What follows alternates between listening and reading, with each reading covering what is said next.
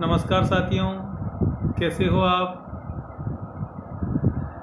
BA part second की इस class में पिछले व्याख्यान में हमने ब्रिटिश संविधान की विभिन्न चरणों में हमने अलग अलग विषयों का अध्ययन किया था।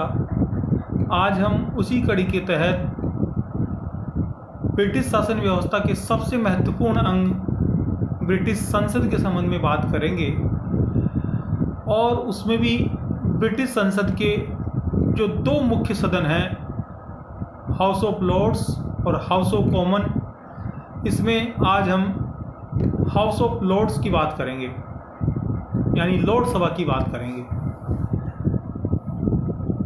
मित्रों, ब्रिटेन की संसद बहुत प्राचीन संसद मानी जाती है। डाइसी कहते हैं कि इंग्लैंड की संसद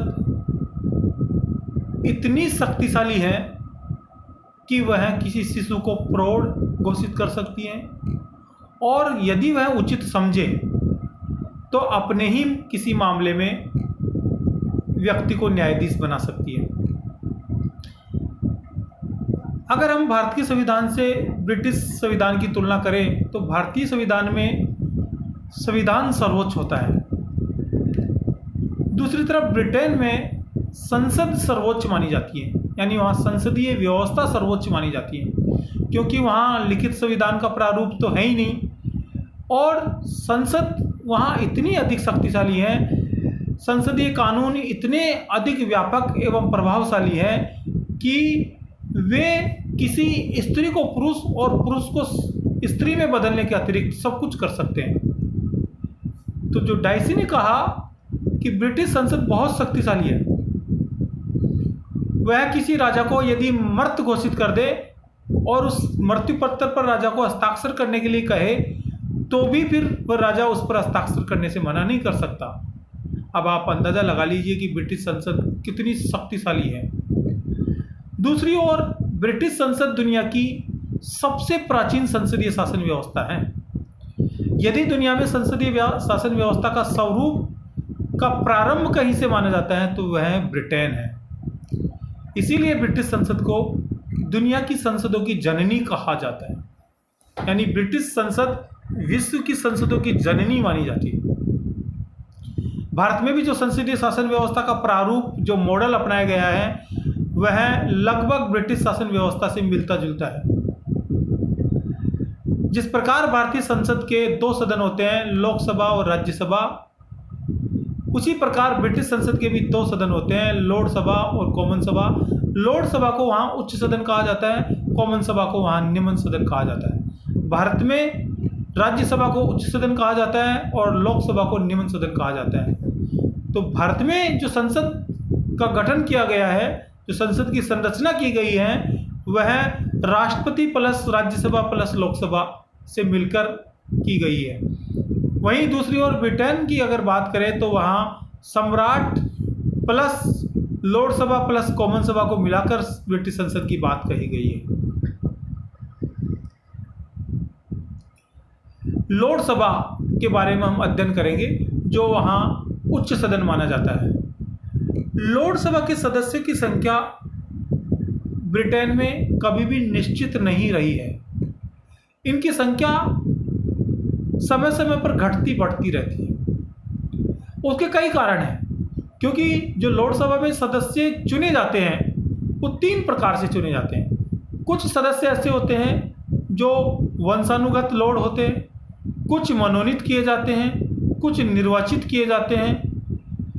तो इस प्रकार वहाँ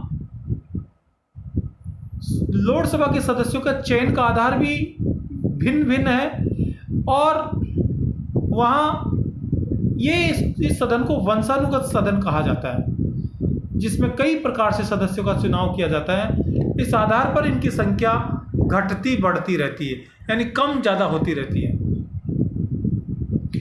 ब्रिटिश संसद की अगर बात करें तो लॉर्ड सभा के सदस्यों के चयन का आधार निम्न प्रकार है।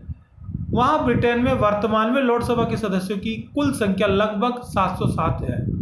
वर्तमान में हो सकता है ये अभी बदल भी गई हो, लेकिन वहाँ ये संख्या बदलती रहती है, कम ज़्यादा होती रहती है।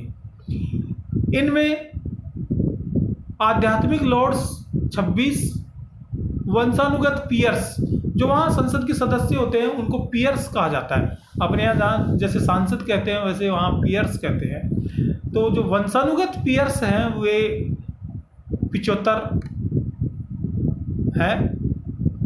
इनमें 75 दलीय पीयर्स और 16 पदधारी पीयर्स माने जाते हैं, जो दल से चुन के आते हैं और जो पदधारी यानी वंशानुगत तरीके से आते हैं। आजीवन पीयर्स की संख्या लगभग 561 है और इनमें 121 महिला सदस्य भी शामिल है। तो ये लोकसभा के सदस्यों की संख्या का स्वरूप है, ये कम ज़्यादा होता रहता है। ये संख्या जो मैंने आपको दिखाई ये प्रतीकात्मक है। लोकसभा सदस्यों को भाषण की स्वतंत्रता प्राप्त होती है। उन पर सत्र के दौरान मुकदमा नहीं चला सकते और ना ही उन्हें सत्र के दौरान गिरफ्तार किया जा सकता। ये इनके प्रिविलेज हैं कि उनको भाषण की स्वतंत्रता होगी, उनको संसद के सत्र के दौरान गिरफ्तार नहीं कर सकते, उन पर मुकदमा नहीं चला सकते।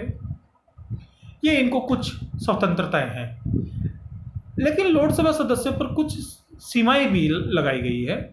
जैसे लोकसभा का कोई सदस्य एक विषय पर 2 बार नहीं बोल सकता, एक विषय पर एक दिन में 2 बार नहीं बोल सकता, पहली बात। दूसरी बात, लोकसभा में वाद विवाद विषय से हटकर नहीं किया जा सकता, यानी विषय अंतर्गत ही वाद विवाद हो सकते हैं, विषय से हटकर वाद विवाद नहीं किया जा सकता। अब बात आती है लोकसभा की गणपूर्ति। देखिए, गणपूर्ति को अंग्रेजी में कोरम बोलते हैं। और कोरम क्या होता है, गणपूर्ति क्या होती है, इसकी एक सटीक परिभाषा है कि वह न्यूनतम सदस्य संख्या जिसके बिना सदन की कार्यवाही प्रारंभ नहीं की जा सकती उसे गणपूर्ति कहते हैं। और सामान्यतया लोकसभा के सदस्य अधिक सक्रिय नहीं माने जाते, नहीं होते अधिक सक्रिय। इस सदन की गणपूर्ति मात्र 3 सदस्य रखी गई है। आप अंदाजा लगा लीजिए, 700 से अधिक सदस्यों में गणपूर्ति मात्र 3 सदस्य रखी गई है। जबकि अगर दूसरी तरफ भारत की बात करें तो भारत में चाहे राज्यसभा हो चाहे लोकसभा हो, यहाँ गणपूर्ति कुल सदस्यों का 1/10 रखी गई है। यदि किसी विधेयक को पारित करवाना हो ब्रिटेन में तो उसके लिए न्यूनतम 30 सदस्यों की उपस्थिति होनी आवश्यक है। यूँ तो गणपूर्ति मात्र 3 सदस्य हैं, लेकिन किसी विधेयक को पारित करवाना हो तो उसके लिए न्यूनतम सदस्य संख्या 30 रखी गई है। 30 सदस्यों की अनुपस्थिति के बिना कोई विधेयक पारित नहीं किया जा सकता। लोकसभा की सामान्यतया सप्ताह में 3 से 4 दिन बैठक आहूत की जाती है। 3 दिन भी हो सकती है और अधिकतम 4 दिन भी बैठक आहूत हो सकती है। और कुछ आकस्मिक आपातकालीन बैठकें भी बुलाई जा सकती है, उनकी कोई संख्या निश्चित नहीं होती। अब बात करते हैं लोकसभा की उपयोगिता की। लोकसभा की क्या उपयोगिता हो सकती है? कई बार ये कहा जाता है कि ये जो द्वितीय सदन है, उच्च सदन है, ये व्यर्थ है, ये केवल खर्चा बढ़ाने के लिए बनाया गया है। लेकिन ऐसा नहीं है, इसकी कुछ उपयोगिता भी है जिसको मैं बिंदुवार आपको संक्षेप में समझाता हूँ। एक तो लोक सदन की स्वेच्छाचारिता को रोकना। लोक सदन कौन सा? जो जनता का सदन हो, जिसके प्रतिनिधियों को जनता डायरेक्ट चुनती है। जैसे ब्रिटेन में कॉमन सभा, भारत में लोकसभा। तो लोक सदन की स्वेच्छाचारिता को, यानी उसकी निरंकुशता को, उसकी मन मर्जी को रोकना। क्योंकि जब कोई दूसरा सदन होगा तो ही तो वह उसकी मन मर्जी को, उसकी निरंकुशता को रोक पाएगा। तो एक तो ये उपयोगिता है। दूसरा, विधेयकों पर पुनर्विचार में सहयोग। यदि कोई विधेयक लोक सदन ने पारित कर दिया तो अब उसकी कमियां, उसकी त्रुटियों को कौन देखेगा, उस पर कौन पुनर्विचार करेगा या पुनर्विचार करने के लिए बाध्य करेगा? तो वह है लोकसभा।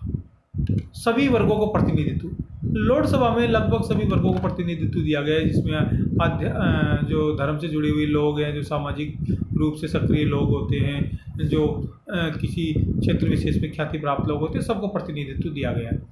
लोकसभा सदस्य योग्यता का भंडार, क्योंकि ये अनुभवी होते हैं, उम्रदराज होते हैं और ये अपने किसी क्षेत्र विशेष में किसी विशेष कार्य में इनको महारत हासिल होती है, तो ये योग्यता का भंडार होता है।